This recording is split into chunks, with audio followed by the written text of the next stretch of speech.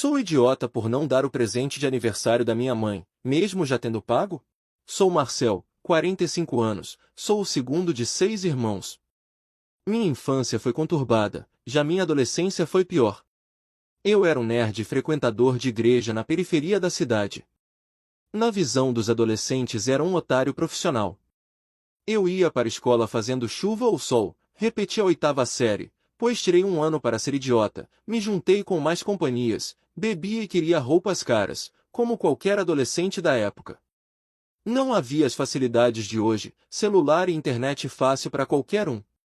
Tudo era caro na época, pelo menos para minha família que vivia de conta em conta, refeição em refeição. Para manter tudo em ordem meu pai foi bem rígido comigo, e com minha irmã caçula de vez em quando, mas com os outros irmãos era bem permissivo. Meus irmãos tinham as mais influências das ruas, e as músicas da época. Os grupos de rap de 90 e início de 2000 faziam apologia ao crime de forma discreta e velada, ninguém percebia, os filmes de gangster faziam muito sucesso. Todo mundo achou na época que ser gangster, terrorista, ladrão, fumar maconha, era ir contra o sistema. Depois de repetir um ano tomei vergonha na cara, fui todos os dias para a escola, fiz as lições e minhas notas até que eram boas. Não era um CDF, mas passava de ano fácil. Comecei a trabalhar com meu tio, como ajudante de pedreiro. Meus irmãos não iam quando meu tio chamava, achavam que era vergonhoso ser visto como pedreiro. Isso me aproximou do meu tio, que foi milhares de vezes melhor que meu pai. Eu dava 15% do meu salário para ajudar nas contas, pois eu sempre fui responsável. Meus irmãos só sabiam comer e dormir. Minha mãe era a torcida organizada dos meus irmãos. Só tinha olhos para meus irmãos vagabundos. Um dia cheguei em casa e todos estavam no quintal fazendo grande festa. Era o aniversário de Luiz, meu irmão do meio, um vagabundo que não trabalhava, era o querido da minha mãe, chegava a dar uma mesada para ele, e fechava os olhos para todos os problemas que ele causava. Ficou bêbado e bateu o carro do meu pai, minha mãe o tratou como uma vítima da sociedade. Quem mandou colocar um sinal vermelho no meio da rua? Ele estava cuidando da minha irmã mais nova Lúcia, mas seus amigos chamaram para a balada e ele a deixou sozinha em casa. Ela se queimou tentando fazer pipoca. De novo, não recebeu castigo. Só ouvi uma frase. Se você não puder cuidar de sua irmã, você tem que nos avisar com antecedência. O Marcel cuida, ele nunca sai mesmo. Ela encontrou maconha embaixo da cama de Luiz, minha mãe e meu pai acharam que era minha, e nem ficamos no mesmo quarto. Com esse tipo de família, meu tio era meu porto seguro. Lógico que não era tudo cor-de-rosa, meu tio era bem rígido, dizia. Se você falar alguma coisa, sustente com sua vida. De tanto ele falar isso, foi carimbado na minha mente. Falava isso toda vez que iniciava uma obra. Ele era um senhor de 50 anos, mas aparentava uns 30 anos, era musculoso e não bebia muito. Seu mal era ir a uma casa cheia de mulheres que cobravam para brincar com ele. Se é que vocês me entendem. A rotina era dura, mas suportável. À noite ia para a escola, meus amigos desistiram em algum momento, eu voltava sozinho todos os dias, nenhum amigo para me acompanhar no retorno para casa. Quando chegava à minha rua encontrava alguns amigos, ou bebendo, ou fumando maconha, ou pendurados em alguma menina.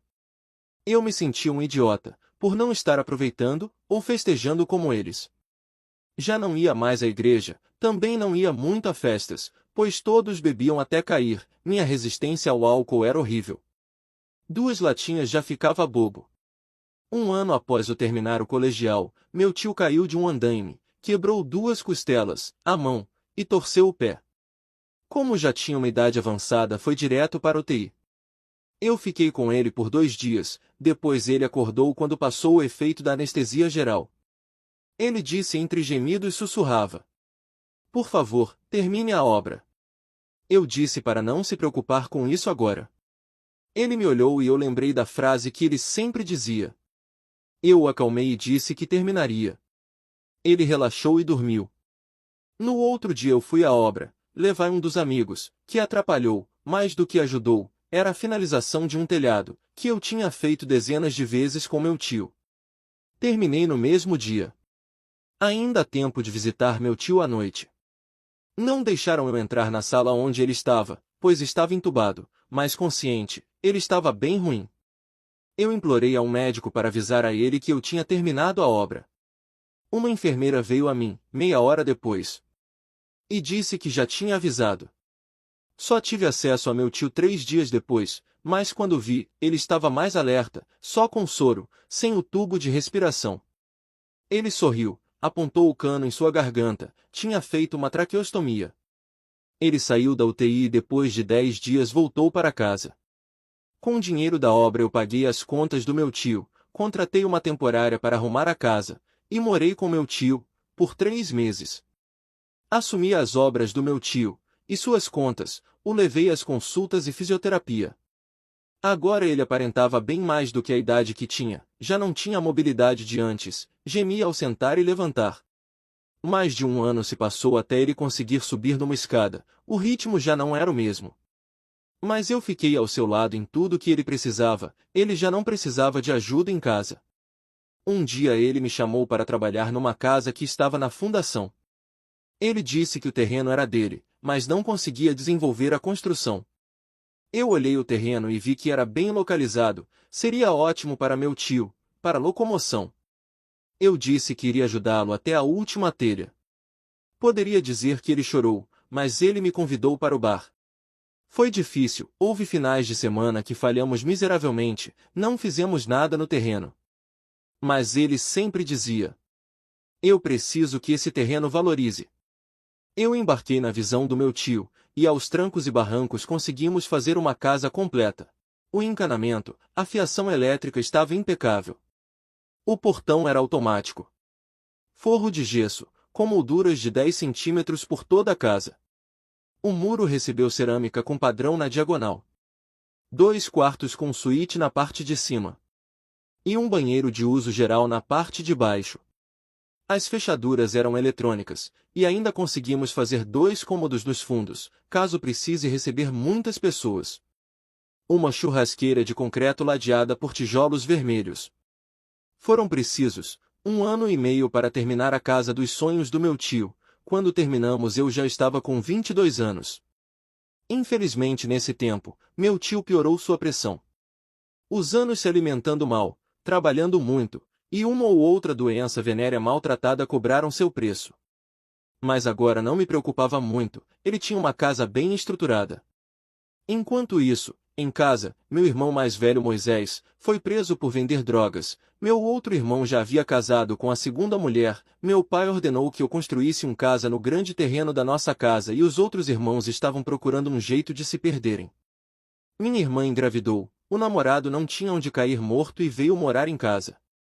A casa virou uma bagunça, meu pai mandou eu construir 2 cômodos no quintal que virou um pequeno sobrado. Minha irmã Lúcia me agradeceu várias vezes, mas meu pai agia como se tivesse cumprido uma obrigação. Meu cunhado Kevin era um idiota nato. Meu tio me ligou do hospital, pediu para eu ir correndo e não contar a ninguém que estava indo vê-lo. Quando cheguei meu tio estava tomando soro. Quando terminou, me levou de carro para sua casa alugada, não a que construímos, onde ele morava. Tomamos um café e ele me disse que estava com câncer no pâncreas, e já estava avançado. Eu comecei a chorar, lágrimas discretas, mas para mim isto era um rio. Meu tio disse, que no máximo tinha 6 meses. Também me disse que vendeu a casa dos sonhos por 1 milhão e vai usar parte para bancar minha faculdade. Eu disse que não, era para ele usar tudo para seu tratamento. Ele bateu na mesa e disse, é fase terminal, não tem jeito. Eu não tenho filhos, não tenho ninguém que mereça meu dinheiro, ninguém me amou igual a você. Eu aceitei e alguns dias depois acompanhei meu tio ao hospital. Infelizmente ele estava errado, em 2 meses ele estava em um estado deplorável. Um homem veio ao quarto do meu tio e me chamou para fora do quarto e me disse: Senhor Marcel Schmitz, sou o Lucas Couto, seu tio me contratou para deixá-lo com todo o espólio dele, casa, uma moto, exceto o corcel, principalmente impedir que seu pai ou qualquer um tenha acesso ao seu dinheiro.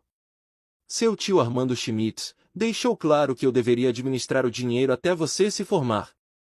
E após sua formatura você receberá o restante do espólio. Um flash veio na memória e eu disse: Você é o Luquinha? O primeiro ajudante do meu tio? Ele deu um leve sorriso. Sim, eu estava em outra cidade. Vim por um tempo, depois ficarei de longe. Seu Armando literalmente me criou, quando meus pais me deixaram à deriva. Pagou minha faculdade de Direito, que me abriu grandes portas. Eu queria fazer administração, mas ele bateu o pé. Ainda bem que ele fez isso. Ele deixou expresso que você é bom com computadores e disse que sua faculdade tem que ter relação com isso. Faculdade? Perguntei incrédulo. Sim, ele foi enfático nisso. Eu fiquei nas nuvens, não tinha esperança de fazer faculdade e agora, meu tio me apoia tanto física quanto mentalmente. Eu e Lucas alternamos nos cuidados com meu tio, meu pai não veio visitar nem no hospital, nem em casa. Meus irmãos também não. Quando estava em casa na cama, eu fiz café da manhã e levei para meu tio. Lucas estava na sala. Eu o chamei e nada de novo. Eu o sacudi levemente, pois ele sentia muitas dores. Não acordou, eu pus a mão em sua testa, estava fria, eu levantei e gritei como uma criança. Lucas veio correndo e percebeu que tio Armando tinha ido para o céu. Ele desabou em cima dele, gritando para ele acordar. Depois que aceitamos a morte, tomamos os devidos cuidados para fazer um enterro digno. Lucas lembrou que meu tio queria ser cremado e que as cinzas fossem jogadas em alguma floresta, para que se incorporasse à natureza. E foi o que fizemos, não chamamos ninguém.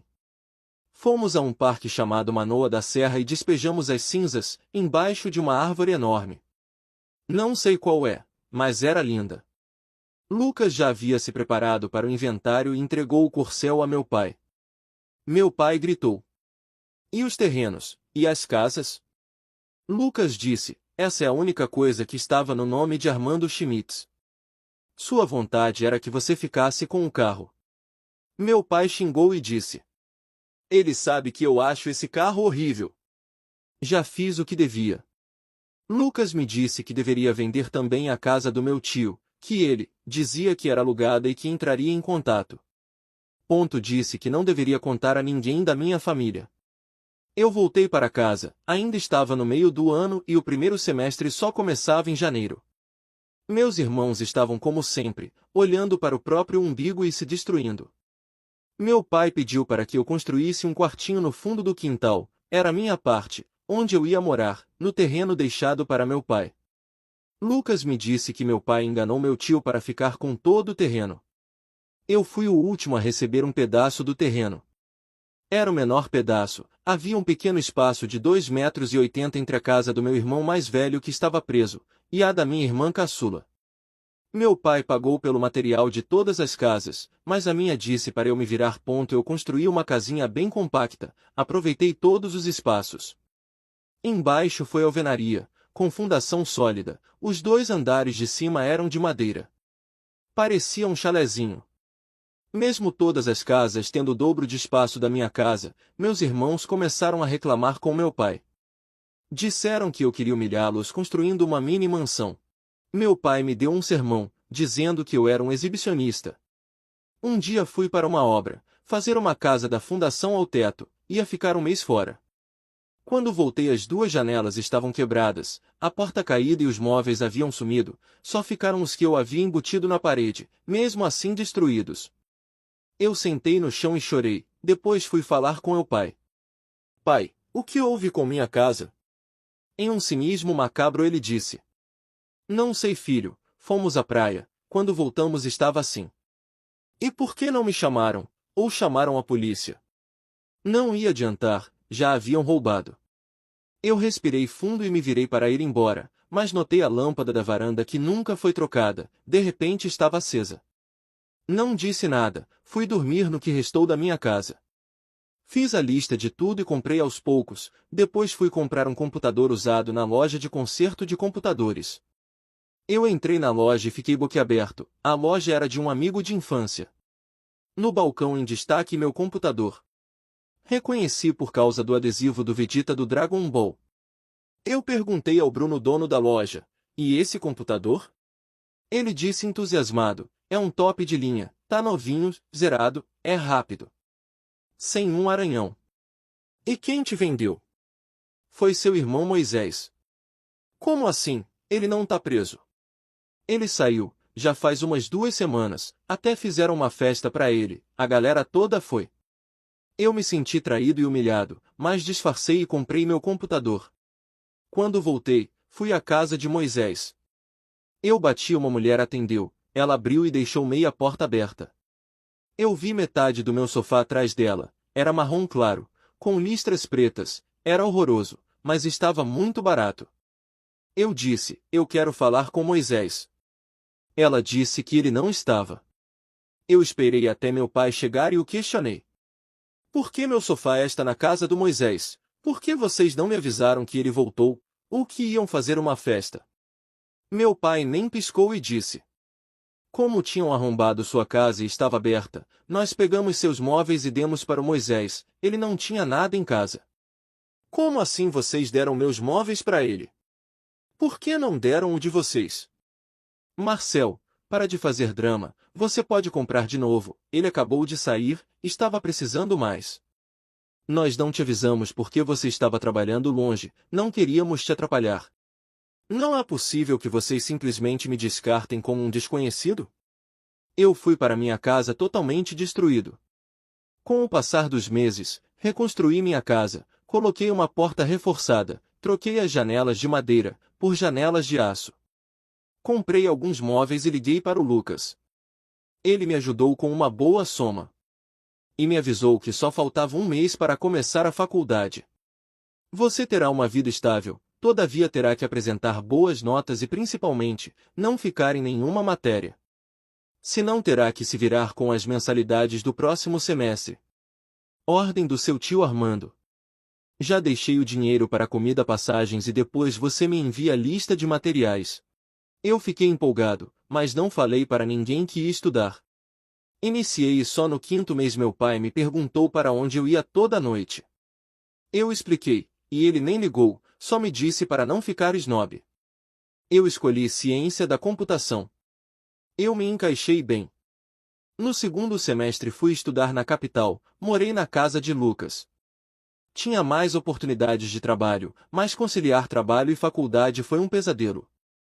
Foi muito difícil, em alguns semestres pegava professores narcisistas, em outros normais, alguns eram anjos disfarçados, tiveram paciência para explicar e reexplicar matérias que eu tinha dúvida e mais dúvidas. Um dos professores, um matemático, o Sr. Bosch, viu meu empenho e indicou para um estágio. Disse que eu ia trabalhar como um camelo, mas ia aprender muito. De fato foi o que aconteceu, a garrafa de café virou minha sombra, onde eu estava ela também estava. Os veteranos da empresa me deram muito trabalho. Eu achei que estava sendo explorado e reclamei com o Sr. Bosch, ele me disse para continuar, pois eu estava resolvendo problemas que não veria em nenhuma matéria da faculdade e ainda estava adquirindo experiência na área, experiência real.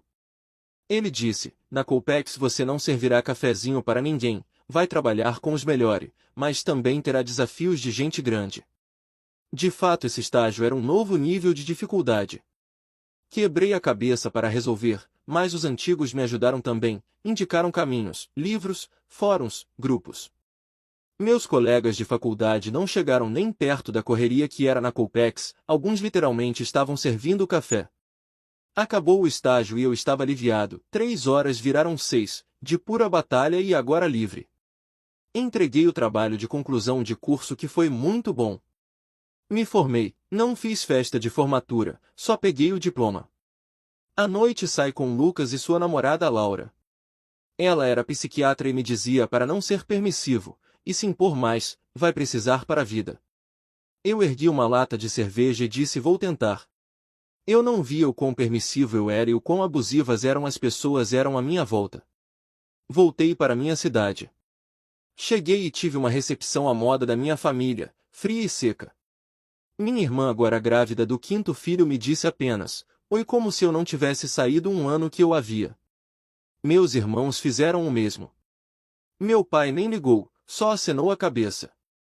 Minha mãe me deu um abraço, foi rápido e como eu era carente essa migalha foi um caminhão de amor para mim.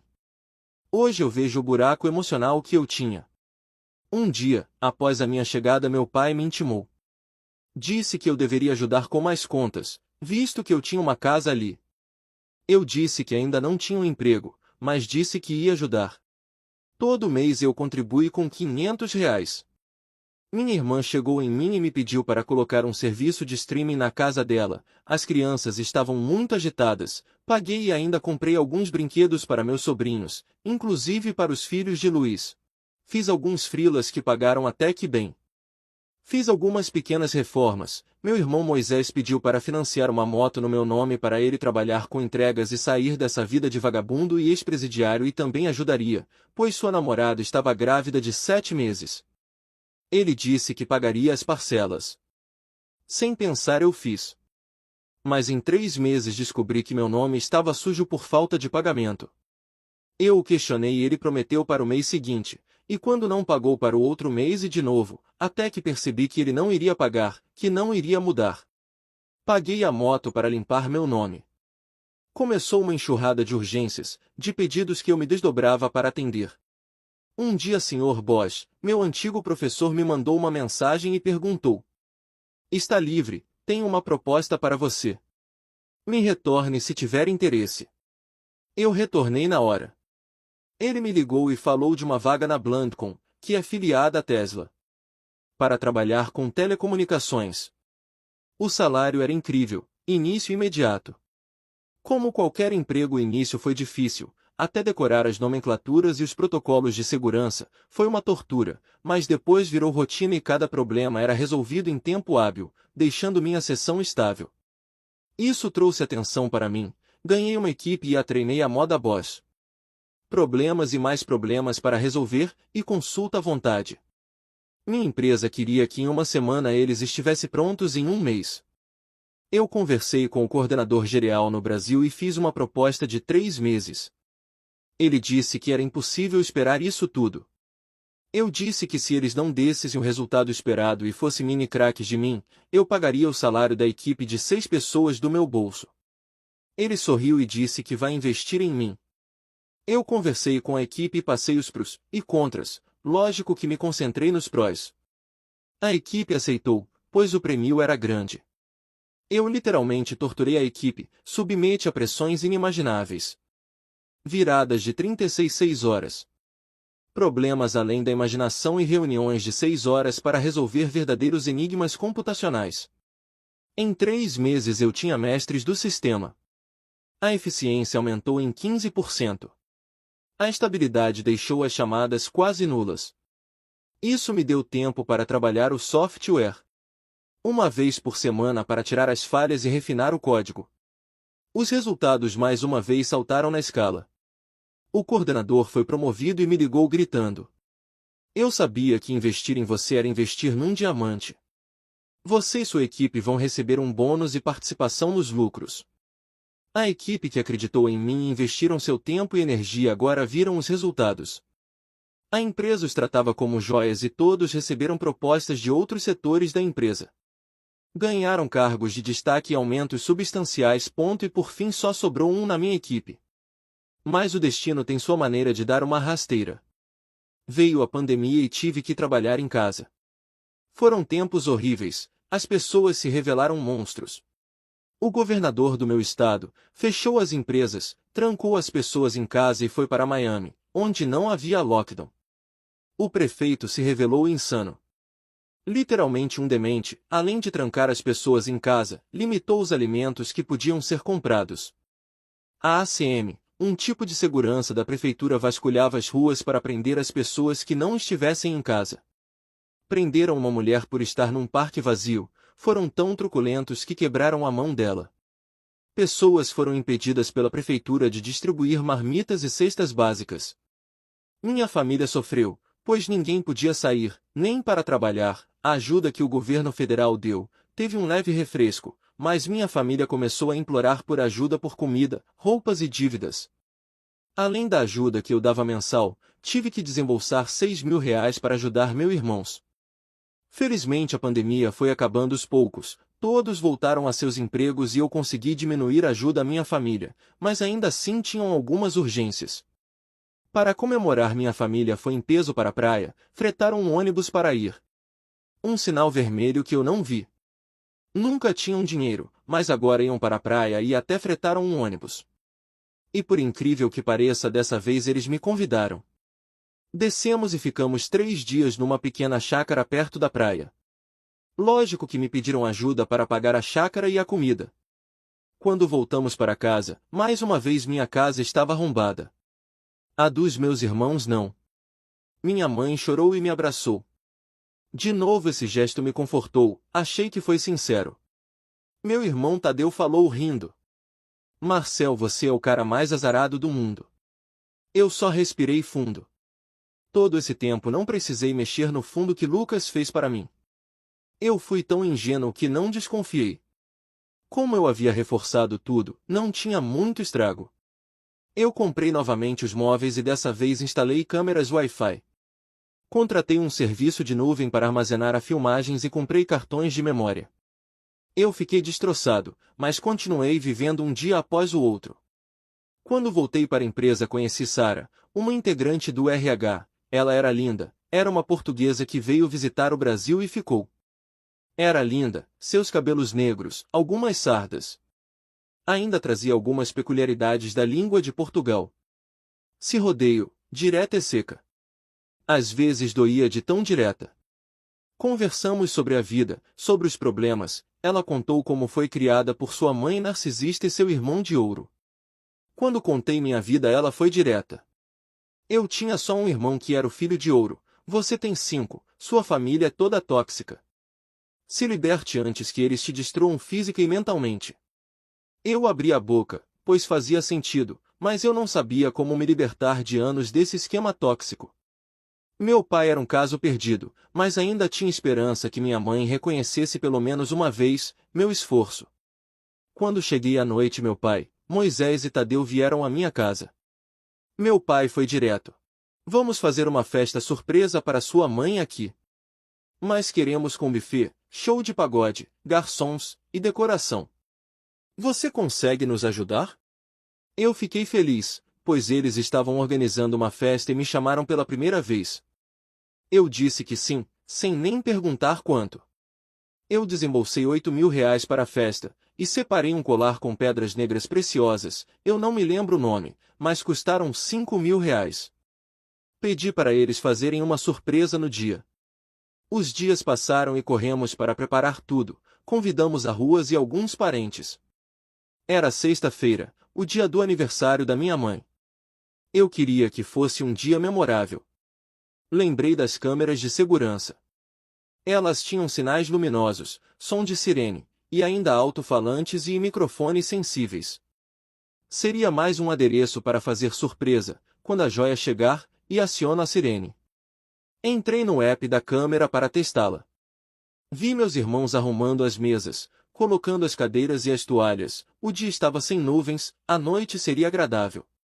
Liguei o microfone da câmera e ouvi meu irmão Luiz conversando com Tadeu. Estavam rindo de chorar. Tio Bega se juntou a eles perguntando com voz arrastada, o que era tão engraçado. Estava bem meio bêbado. Eles começaram a falar sobre o dinheiro da festa, que foi mais que suficiente, não gastamos nem metade. O Ma é um otário profissional, é só contar uma história triste que ele abre a carteira. Pior é a mamãe, o Moisés pegou as coisas da casa dele 2 vezes, e ela deu um abraço nele e ele esqueceu, não perguntou mais. Luiz falou rindo bem alto. O Moisés pediu uma moto dando a desculpa do filho de 7 meses na barriga, e não nasceu até hoje. E os cursos do TAD, pegou o dinheiro de todos e gastou com as do Job. Meu tio falou sério. Até hoje não entendo por que seu pai adotou ele. Houve silêncio e Luiz perguntou. O Ma é adotado? Meu tio falou com a voz mais arrastada. Sim, sua mãe era casada com um cara bonzinho demais, e ficou grávida do seu pai, e aí nasceu Moisés. Seu pai pediu para morar com ele, mas ela veio grávida do Marcel. Nessa hora eu comecei a mover lentamente a câmera para eles. Criou o Marcel como filho dele. Luiz disse. Agora faz sentido, o tratamento que o pai dá pro Marcel. Por isso o papai estava falando, em tomar a casa dele, porque ele não merece. Tio Bega regalou os olhos e disse. Aí é sacanagem, O menino não merece isso, ele ajuda vocês demais. Tadeu riu, e disse. Se minha mãe oferecer a casinha do cachorro, ele ainda agradece. Meu tio disse. Vocês são como seu pai, não valem nada, eu vou embora. Os dois ficaram calados vendo meu tio indo embora. Eu já não tinha alma naquele momento. Eu havia me dedicado a toda a família, sem questionar, aceitando migalhas, e eles como bons parasitas, queriam mais. O modo psicopata foi acionado. Um plano de vingança se formou na minha mente. Eu cancelei a joia. Cancelei os pagamentos automáticos, e não daria nem mais um centavo para ninguém. Eles querem tomar minha casa, que seja. Me senti mal, me perguntado, se sou idiota por não dar o presente de aniversário da minha mãe, mesmo já tendo pago. Saí do trabalho e fui para casa. A festa estava plena. Minha mãe me viu e disse no meu ouvido por causa do barulho. Preciso conversar com você amanhã. Eu já sabia e só acenei com a cabeça. Entrei em casa e comecei a preparar a casa. Acendi 2 lanternas de emergência e arranquei a fiação das tomadas e das lâmpadas, coloquei espuma expansiva no conduítes e caixinhas. Iam ter certa dificuldade para repor os fios. Aproveitando o barulho da música alta, furei as paredes onde havia canos. Furei a caixa d'água, serrei algumas vigas do telhado. Preguei as janelas e removi algumas telhas na parte de trás da casa. Após isso eu peguei uma mala e uma mochila, coloquei algumas roupas e o notebook e levei para o carro. No meio da multidão Moisés me encontrou e perguntou se eu estava fugindo. Disse que ia viajar de novo no outro dia. Ele não ligou, só virou as costas e foi para a mesa de salgadinhos. Eu fiz mais 2 viagens e resolvi curtir a festa. Toda a rua veio, alguns parentes mais chegados também. A festa acabou por volta das 2 da manhã. Eu fui dormir num hotel e voltei de manhã. Minha mãe me trouxe um bolinho bem cedo e pediu para eu fazer um café. Ela veio com minha irmã, percebi que elas estavam olhando em volta, mas eu não disse nada. Apenas falamos trivialidades e elas ainda olhando o chão, o teto, os móveis. Meu pai chegou e disse. Filho, temos algo difícil para te dizer. Meu estômago se dobrou. A Lúcia está com pouco espaço em casa, e as crianças estão cada vez mais agitadas, precisam de mais espaço. Eu fiquei olhando sem dizer nada. Meu pai continuou. Ela ia precisar de sua casa, pois é só construir uma porta na parede e já tem acesso à casa dela. Eu perguntei. E eu vou morar onde? Ele respondeu. Você pode ficar no sofá da nossa sala por uns meses até você achar outro lugar. Minha mãe pôs a mão dela na minha mão. Isso me deu um arrepio de nojo. Antes me confortava. Eu disse. Vocês têm 2 quartos sobrando, mas me oferecem o sofá? Meu pai respondeu seco. É para você não se acomodar. Você não pode depender de nós para sempre. Eu disse. Vocês têm razão, eu não posso ficar aqui para sempre. Eles se entreolharam e minha mãe perguntou. Então você está de acordo? Sim, estou, não se preocupem, hoje mesmo desocupo a casa. Eles nem disfarçaram o alívio. Eles foram embora, Lúcia entrou calada e saiu muda. Eu levei minha TV para o carro e depois meu fogão elétrico e o forninho. Antes de sair, passei super cola em todas as fechaduras. Retornei para o hotel que passei a noite. Liguei para Lucas e expliquei a situação. Ele disse para não me preocupar, pois a outra parte da herança ainda está lá, vai transferir até o final do dia. Eu abri o aplicativo do banco e cancelei as transferências automáticas, os pagamentos, cancelei os streamings. Demorou uma semana para perceberem. A primeira mensagem foi da minha mãe. Que droga você fez na casa da Lúcia? Tem água para todo lado. Vem consertar agora. A segunda a mandar mensagem foi Lúcia, reclamando que não funcionava a Netflix. Meu pai mandou uma mensagem cobrando os R$ 2.000 que não caíram na conta. Moisés e Luiz reclamando que a cesta básica não veio esse mês. Eu desliguei o meu celular e fui trabalhar. Recebi uma mensagem do tio Bega, dizendo que meu pai queria tomar minha casa. Eu agradeci a gentileza e disse que eles já fizeram isso. Na hora do almoço, Sara percebeu minha cara de abatido e sem dizer nada me deu um abraço. Eu contei tudo a ela, ela não perdeu a chance de dizer. Eu te avisei. Eu disse que estava aí alugar uma casa e trabalhar remotamente. Ela regalou os olhos e disse: Vem morar comigo então, tem um espacinho no meu quarto. Direta como sempre. Eu achei uma boa ideia. Eu fiquei um bom tempo na casa de Sara e tomei coragem e perguntei se ela queria casar comigo. Ela disse no melhor estilo Sara direta: Não é óbvio. O dinheiro que Lucas passou foi o bastante para dar entrada numa casa e fazer uma lua de mel. Não teve festa de casamento. Lucas me mandou uma mensagem que iria ser papai, disse que eu seria titio. Me senti mais tio dessa criança que as dezenas de sobrinhos que eu tinha. Mandei uma mensagem pro tio Bega para saber quem era meu pai. Ele mandou o nome, foto e endereço. Recebi uma mensagem no final do dia, dizia: Oi, eu sou Fernando Máximos, seu pai. Gostaria de te conhecer e apresentar sua irmã Andréia que também quer te conhecer. Se for da sua vontade. Esperamos ansiosos pela resposta.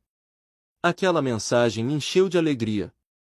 Eu tinha um pai que, sem me conhecer, gostava de mim e eu tinha uma irmã. Ele morava na capital. Aproveitei e fui com Lucas para conhecer minha família. Nos encontramos num shopping do centro, na praça de alimentação. Foi estranho no começo, mas depois me soltei e descobri que já tenho sobrinho neto.